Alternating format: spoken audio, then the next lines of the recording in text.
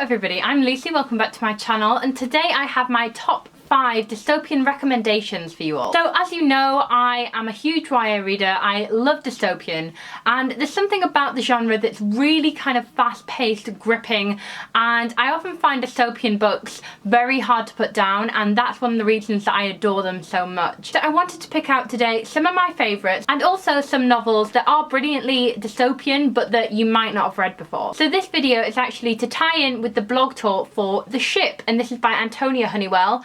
And this is a fabulous dystopian novel published by W&N, and this is out now in paperback. I am on the blog tour for this book, so I wanted to make a video all about books like this that are fast-paced, brilliantly dystopian, and that I think you'll love. So my first recommendation is obviously The Ship by Antonia Honeywell. So The Ship is about an alternate London, and this London is post-apocalyptic, the city is burning, Oxford Street is chaos, Regent's Park has been bombed. Basically London is destroyed, and you get the feeling like it's like that for the rest of the world. But what makes this real is that there are these big landmarks that are kind of destroyed and London is in meltdown. And the main character, Lala, that the book follows, is very, very sheltered. So her father is kind of a visionary and is part of the people who are trying to make this world better. They are trying to save London, save the world. So her family is in quite a fortunate position. It's just her father and her mother, and they live in a flat, they have enough money for food,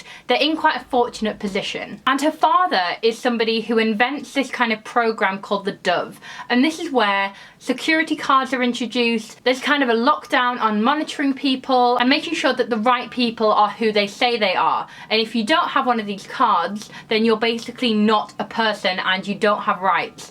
And it's such a horribly scary world. And you kind of think to yourself, is this what would happen if this was the end of the world in London? So onto the reason why it's called The Ship. A lot of her father's kind of ideas don't play out the way that he thinks they will. And he starts to think of this other idea to save the world, and it is the ship. And basically it's kind of a Noah's Ark experience where her father keeps talking about this ship, and Lala kind of aligns the ship with freedom and escape, and eventually her father says it's time to get on this ship and escape London. The issue is there's only 500 people able to board this ship, and from there on starts this incredible dystopian journey. You don't know where the ship is going, you don't know the motivations of her father, you don't know what's going to happen, you don't know the history of this world yet, and it's just incredible, and it ties it all up into a great conclusion, and I promise you that you will not be disappointed. So if you're looking for an action-packed dystopian book, and one that's also brilliantly written and is really going to make you think, this is the book for you. So definitely check this out. This is out now, and it might be a book that you've not heard of yet. So definitely check this out. I think you'll really enjoy it. Now, from London to a whole different made-up world. The next 2 books that I'm recommending are part of a series, and it is the Red Queen series. So the first book is Red Queen, and the second book I'm holding is just come out, and it's called Glass Sword. This series is just incredible. I am so obsessed with this series. So if you're not familiar with the plot of Red Queen, this is definitely going to be my second recommendation. It is a very, very unique blend of fantasy and dystopian. So it's about this girl called Mare who is brought up in the poverty-stricken stilts, and this world is split up to people who are red-blooded and are the poor kind of serfdom of society, and then there are the silver-blooded who have extra unique powers and they are the elite. And this world is dark, gritty, and completely addictive. So what I really like about Red Queen is how it's got that kind of X-Men vibe, but this is a completely corrupt world, this is a very unfair world, there's kind of lots of levels of society, and it's just a very, very addictive, fast-paced read. And what I love about it is the dystopian elements in it. How, you know, the royal family, the elite, the silver elite are just so corrupt, and there are a lot of really kind of shocking plot twists in this that will really make your heart stop. That's what I love about dystopian. The plot twists are just always epic. So if you've not read this yet, I would definitely recommend it. You've probably heard a lot about this series already, and you'll definitely want to catch up because the second book, Glass Sword, is even more epic and even more amazing. So definitely check this out if you have a chance. So on a similar level, if you enjoyed Glass Sword, if you enjoyed Red Queen, you might enjoy my third recommendation of a dystopian read, and it is the Chateau Me series by Tahereh Mafi. So I am holding up the second book, and this is Unravel Me. And the first book, Chateau Me, is just amazing. If you kind of like the X-Men style world of Red Queen, you will like this in the similar style of the Chateau Me series. So the covers are amazing, let's be real. But what I love about this series most is the characters, the amazing dystopian world, and also the badass superpowers that these people have. So the premise of Chateau Me starts off and we meet this girl called Juliet who is in this cell, and she's being held in this cell because anyone who touches her will die. Like, she has the power to kill people by touching them.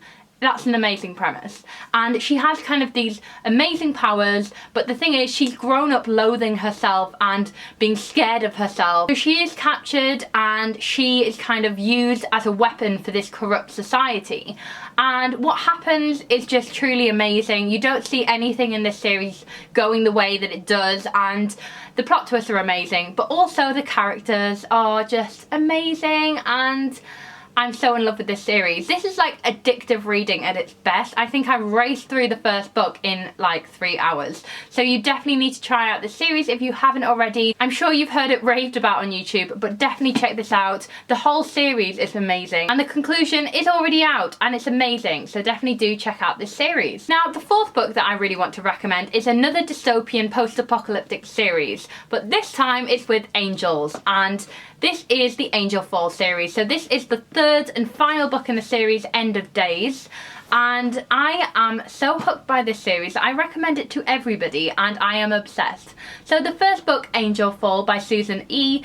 It is a post-apocalyptic world where angels have taken over, and angels are these really kind of like negative things, and they are destroying the world. And this book is about this girl called Penryn who finds this angel with his wings torn out, and she decides to rescue him and help him. And this is all about a war between angels and humans, and it's about these two characters, Penryn, who is the human, and Raph, who is the angel, and they have to work together to kind of end this war, and it's amazing. This is such a unique book, and what I loved about it most is it's really funny and it's fast-paced and you're racing through it. You never want it to end, and I just adore that about this series. I did not want this to end because this book was amazing, brilliant conclusion.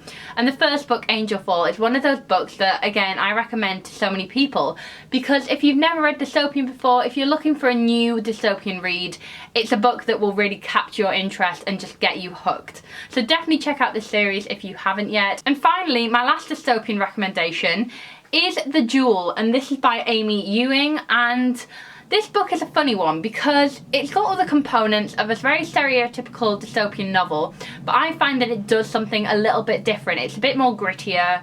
I just adore the concept. So this is a dystopian world where the royalty or the elite can't carry their own children, so they've got to use surrogates. And our main character, Violet Lasting, is a surrogate, and she is auctioned as a surrogate to the elite, and she is bought by this household that ends up being very, very corrupt. And it's about her kind of discovering more about the society she lives in, about the system, about the auctions, and it's basically about her bringing down that world.